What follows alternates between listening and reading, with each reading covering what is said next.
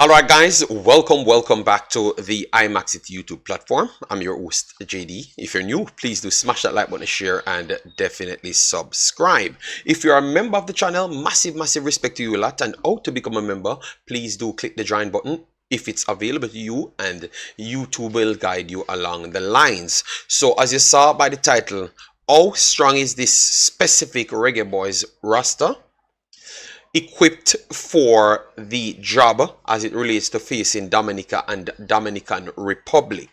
That's what we wanted to get into. We're going to go through the roster itself, the functions of the actual Concacaf World Cup qualifiers, rules, and all of those stuffs. All right, so let me start with the rules itself. Match day legs will be between the second window. We are classed in the second window. That's what you're seeing here. You did have a first window, but that was just to finish up majority of the other teams to finish off the groups. All right, so the second window, that's where we come in. So the first window, the second round, the first window will be the 5th to the 11th of June 2024. So that's where we come in. We have Dominican Republic first and then Dominica second. All right, so we're going to go down to our group just to show you. We play all of these teams once. All right, so we have Guatemala, Dominican Republic, Dominica, and British Virgin Islands. As you saw here, we're going to be playing Dominican Republic. I think they should be considered as the third strongest team in our actual group. They are getting players from England, also in their league, and also in Spain. All right, so definitely they are trying to improve, and they have a lot of funding backing them to get good. I don't know when they're going to reach the peak of the Concacaf powers, but we will have to watch that and give you updates on that. So the first game will be Damrep. Let me go to the squad itself that we do have right here. So squad is Shaquan Davis, Jaden Ibert, Connor Boyce Clark, and Jamali Waite. All right, Dexter Lembekisa, Deshaun Bernard, Greg Lee, Damion Lowe, Michael Hector, Richard King, Tavan Gray, and John Bell.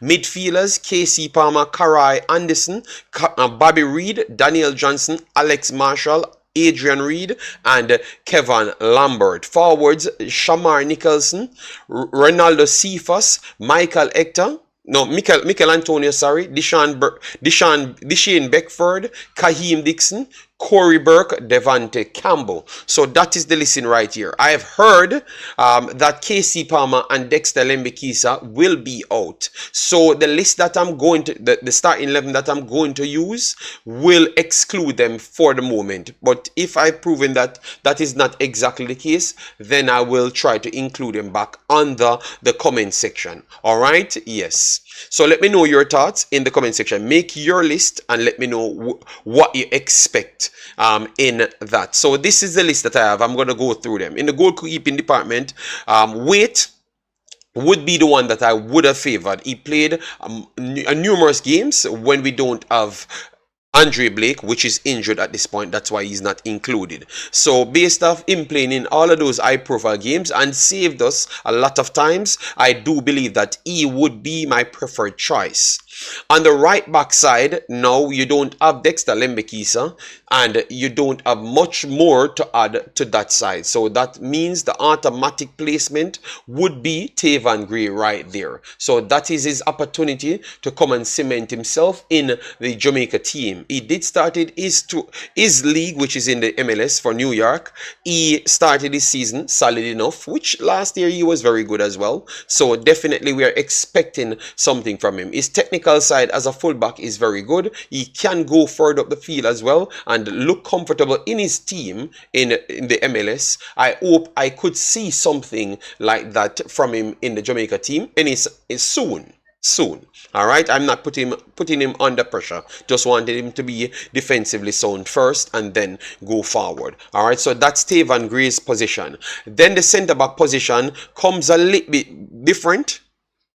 because obviously we have been deploying Damion Lowe in defensive or in midfield over the few games. So because I think that the formation will change this time, because I've heard from the coach himself. So I think that they're going to try and be more offensive, because they don't believe that these teams, not say these teams aren't good, but these teams aren't the Mexico or United States. So they want to be a little bit more on the front foot. So that's why I've selected this formation more than anything else. And with Damion Lowe up front, up in midfield, I think that it leaves no other choice to select these guys. You don't have a Ethan Pinnock, you don't have a Latibo there. It makes it very easy to go with Michael Hector. Michael Hector is the Rose Rise type of player that links plays and really keep ball retention to the highest level. And that is something, if Jamaica wants to kick up in that level as the big time team in CONCACAF, they have to retain the ball.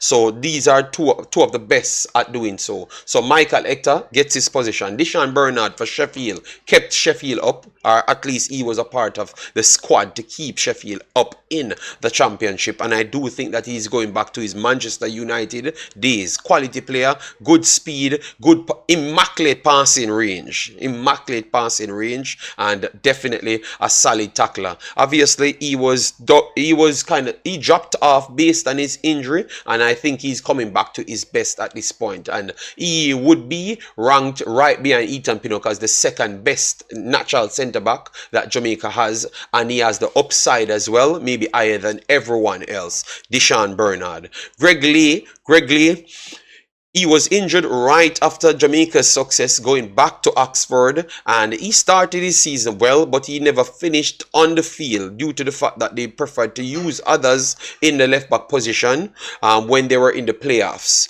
The good thing is team reaches the championship at this point, so definitely we will see how he's going to progress. But Greg Lee give you good ball retention as well, good energy from his position, and definitely he's an incredible motor of a defender. All right, yes, and he will give you forward traits as well. And then definitely for me in midfield, I think he's going to go with this. Once I saw Kevin Lambert in the squad, I do believe that he might just go with Kevin Lambert and Damion Lowe. Damion Lowe will be there to try and put the immediate tackling ability, just trying to get closer to the guys them to map up plays to get it back.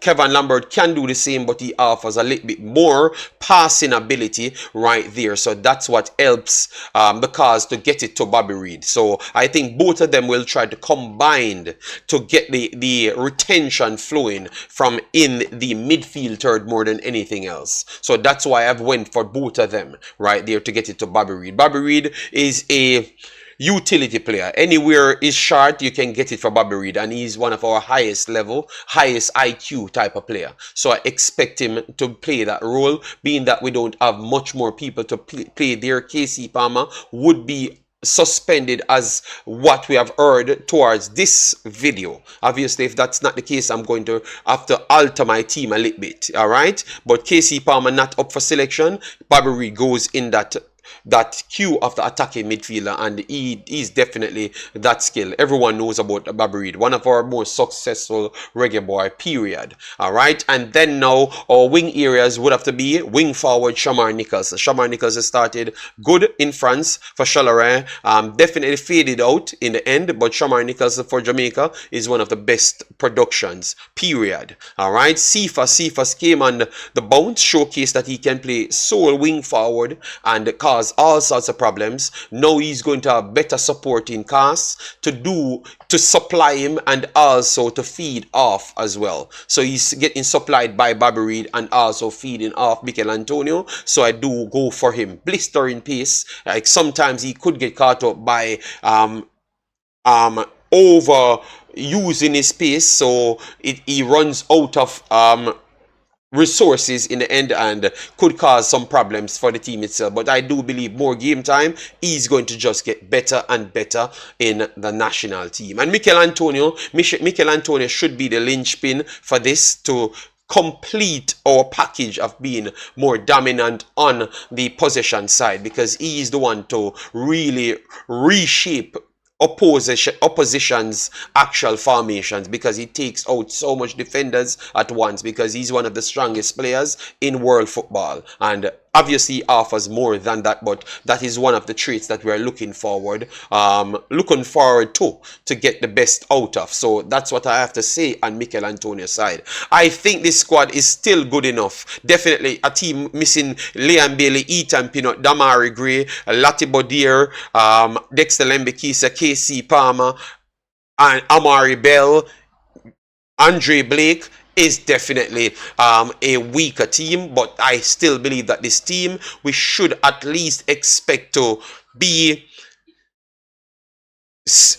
good, at least equal in this Damrep game, and definitely dominant, good enough to get 3+ goal in the Dominica game. That's what I'm saying. At least that's what I'm saying. Let me know your thoughts in the comment section. Let me know your lineup and all of those things. Later we are going to have a live stream for the Reggae Boyz, and then we will move on to the Reggae Girls. So smash the like button on your way out, share and subscribe. Bye bye.